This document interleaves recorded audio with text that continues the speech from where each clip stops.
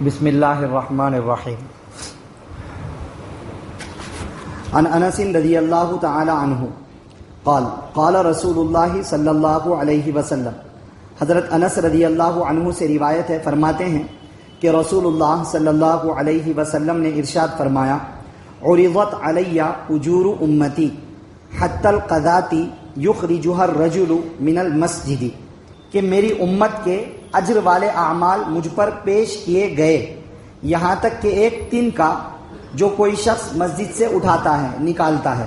وعرضت علی ذنوب امتی، اور مجھ پر میری امت کے گناہ بھی پیش کیے گئے۔ فلم ار ذنبا اعظم من سورۃ من القرآن او آیۃ اوتیہا رجل ثم نسیہا، تو میں نے کوئی گناہ اس گناہ سے بڑھ کر نہیں دیکھا کہ کسی شخص کو قرآن کی کوئی سورت یاد ہو یا کوئی آیت یاد ہو، پھر وہ اس کو بھول جائے۔ رواہ الترمذی و ابو داؤد، اس حدیث کو امام ترمذی اور امام ابو داؤد رحمہم اللہ نے روایت کیا ہے۔ آج کے درس حدیث میں یہ ایک حدیث پڑھی گئی ہے، اس میں دو باتیں نبی صلی اللہ علیہ وسلم نے ذکر فرمائی ہیں کہ میری امت کے اجر والے اعمال اور میری امت کے گناہ دونوں مجھ پر پیش کیے گئے۔ تو میں نے دیکھا کہ میری امت کے اجر والے اعمال بہت سارے ہیں، ان میں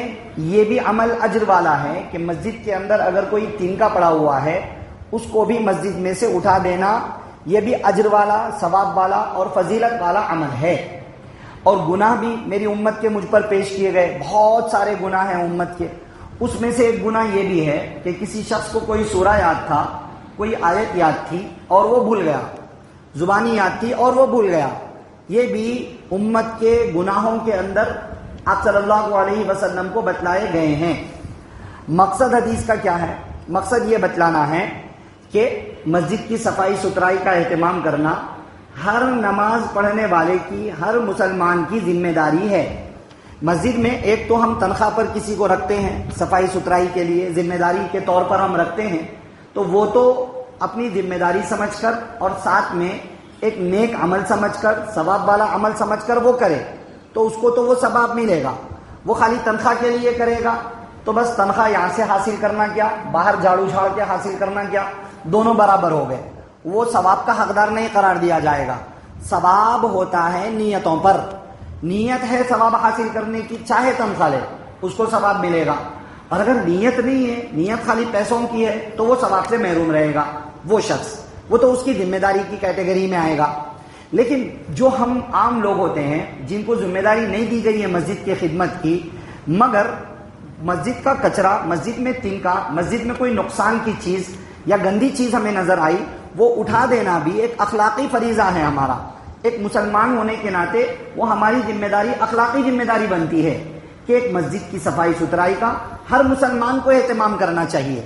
اس لیے یہ فضیلت بتلائی گئی کہ چھوٹا سا تنکا بھی کوئی بھی شخص مسجد سے اٹھا دیتا ہے، کہا کہ میری امت کے اجر والے اعمال ہیں اور مجھے پیش کیے گئے وہ اعمال، اس شخص کا عمل بھی مجھ پر پیش کیا گیا کہ فلاں شخص ہے جو یہ کام کرتا ہے، وہ نیک کام کرنے والا بندہ ہے، تو ہم ان لوگوں کی لسٹ میں آ جائیں گے جن کی لسٹ آپ صلی اللہ علیہ وسلم کو دی گئی، نیک کام کرنے والوں کی لسٹ۔ بہت بڑی فضیلت والی بات ہے یہ۔ اس لیے ہم عام لوگوں کے لیے کیا کام ہے بھائی، جو صفائی والے ذمہ دار ہے وہ تو صفائی کریں گے، پھر بھی ہم مسجد میں آتے ہیں، دیکھ رہے ہیں کہ وہاں پر وہ پڑا ہوا ہے، یہاں پر یہ پڑا ہوا ہے، ان کو بلا کے بولنے کے بجائے کیا کر رہے تم لوگ، صفائی کر رہے نہیں کرتے کیا ہے، بولنے کے بجائے ہم خود اٹھا دیں، یہ ہماری ذمہ داری بنتی ہے، اخلاقی اور اجر و ثواب والی بات بھی ہے۔ اس کے علاوہ ایک موقع ہمارے پاس یہ ہوتا ہے کہ جمعہ کے موقعوں پر عام طور سے پوری مسجد کی صفائی کی جاتی ہے، تو اس موقع پر بھی ہم وقت نکال کر پوچھ لیں، مؤذن صاحب یا خادم مسجد جو بھی ہیں ان سے پوچھ لیں کب آپ صفائی کرتے ہیں، میں تھوڑا سا ثواب حاصل کرنا چاہتا ہوں، 5 منٹ کے لیے صحیح آ کر کے چلے جائیں، ہر جمعہ نہیں ہوتا ہے، 1 مہینے میں ایک بار آ جائیں، 2 مہینے میں ایک بار آ جائیں، یا کبھی کبھی مسجد کو آتے رہتے ہیں، ایک آدھ مرتبہ ہاتھ میں جھاڑو لے کر تھوڑا سا جھاڑ دیں، یہ اجر و ثواب والی بات ہے، فضیلت والی بات ہے، اس کے اوپر کوئی زور زبردستی نہیں ہے، یہ ثواب والا عمل ہے، ہماری آخرت اس سے بنتی ہے۔ دوسری چیز بڑی خطرناک، ہیبتناک چیز ہے کہ قرآن کسی نے یاد کیا، بھول گیا، ایک آیت بھی یاد کر کے بھول گیا تو وہ گناہ ہیں۔ میری امت کے گناہ گاروں کی جو لسٹ پیش کی گئی اس میں یہ بندہ بھی شامل ہے کہ جو قرآن یاد کر کے بھول جائے. اس لیے جو حافظ قرآن ہے اس کو تو اپنے قرآن کو باقی رکھنے کا زیادہ اہتمام کرنا چاہیے. باقی ہم عام مسلمان جن کو کم سے کم 4 سورے تو یاد ہوتے ہیں اس کو ہم کبھی بھی نہ بھولیں. اور نہ بھولنے کا طریقہ کیا ہے بھائی؟ نمازوں کا اہتمام کر لو، سنن نوافل میں پڑھتے رہیں، ہمیشہ یاد رہے گا انشاءاللہ تعالی. تو بہرحال قرآن یاد کرنا بڑا فضیلت والا عمل اور بھول جانا گناہ والی بات. مسجد کی صفائی ستھرائی، چھوٹی سے چھوٹی چیز بھی ہٹا دینا اجر والا عمل ہے. اس لیے ہم میں سے ہر ایک کو ثواب حاصل کرنے کی اور گناہ سے بچنے کی فکر کرنی چاہیے. تو دعا فرمائیے اللہ مجھے، آپ کو، سب کو ثواب حاصل کرنے والوں کی، خاص طور سے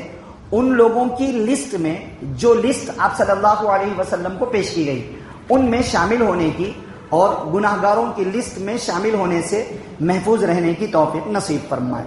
آمین. سبحان اللہ و بحمدہ، سبحانک اللہم و بحمدک، ونشہد ان لا الہ الا انت، نستغفرک و نتوب الیک.